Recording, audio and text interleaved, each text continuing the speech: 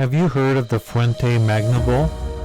They call it the Rosetta Stone of the Americas, a stone bowl dug up in the highlands of Bolivia, covered in what some people claim is ancient Sumerian writing.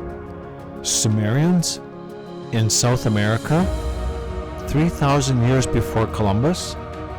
Think about that. That single artifact, if it's real, would challenge what we thought we knew about history. But what if the most remarkable thing about this story isn't the story itself? What if it's how quickly the entire claim unravels when you ask just one simple question? The question is, where did it actually come from? We're told it was found by a farmer sometime around 1960, or maybe it was 1958, or 1950. The reports conflict. There was no archaeological dig, no photos, no record of any other artifacts found with it. For nearly 40 years, this so-called Rosetta Stone just sat in a museum basement, undocumented, unstudied. And here's the kicker.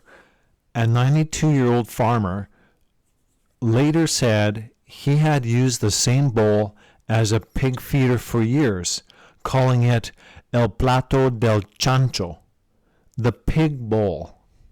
Does that sound like how we treat a history-shattering discovery? Or does it sound like a story with a few holes in it? We're just getting started. Now let's talk about the writing. This is the big one. In the early 2000s, a researcher named Clyde Winters declared he had translated it. He said it was Proto-Sumerian, telling the story of a goddess. But how did he translate it? This is the mini reveal that exposes the real issue. To assign sounds to the symbols on the Bolivian bowl, he used a key. That key was a script called Vi. So what's the problem with that? The Vi script was invented in West Africa in the 1830s. Let that sink in for a second. He used a 19th century African alphabet to translate what he claimed was a 5,000-year-old Mesopotamian text found in South America. It's like trying to read ancient Egyptian hieroglyphs using a modern emoji chart. It just doesn't hold up. And experts agree.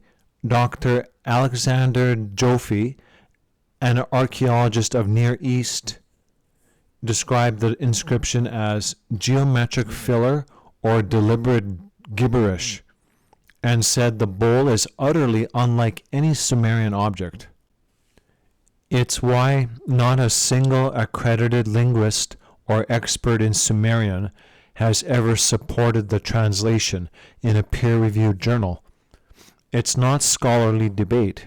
It's a fringe idea built on a major flaw.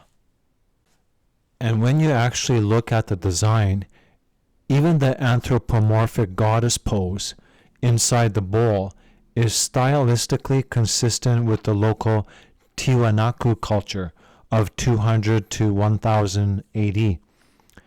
Every verifiable element points to the Andes, not Mesopotamia. So why are we talking about this? Is the point to debunk one odd artifact? No. It shows us that when someone makes an extraordinary claim, like Sumerians in Bolivia, they need extraordinary evidence. That's it for today's video, folks. See you next time, right here on Documentify TV.